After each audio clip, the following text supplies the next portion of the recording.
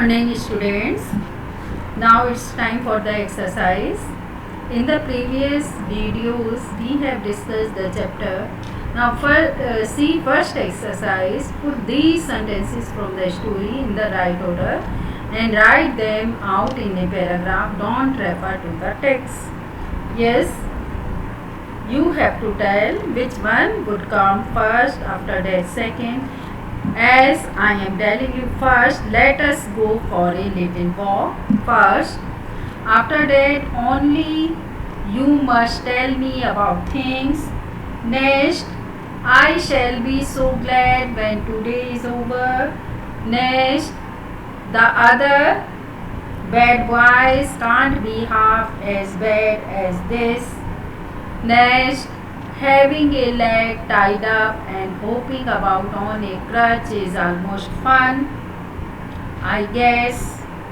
Next is, I don't think I will mind being deaf for a day, at least not much. And last is, but being blind is so frightening. So students, I think you are able to understand this exercise. Now see, next exercise. Why do you think the writer visited Miss Beam's school?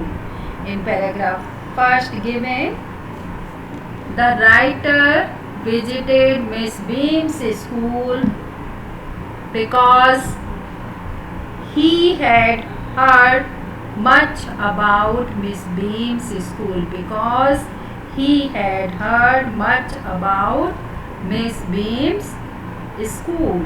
Now see second question. What was the game that every child in the school had to play? See paragraph 9. The answer is there. The game was of being blind, deaf, dumb and lame once in a term. The game was of being blind, deaf, dumb and lame once in a term. It was the game that every child in the school had to play. And now third question is, each term every child has one blind day, one lame day. Complete the line. You can see this sentence into paragraph 9, 11 and 15. One injured day. You will complete like this: one injured day and one dumb day.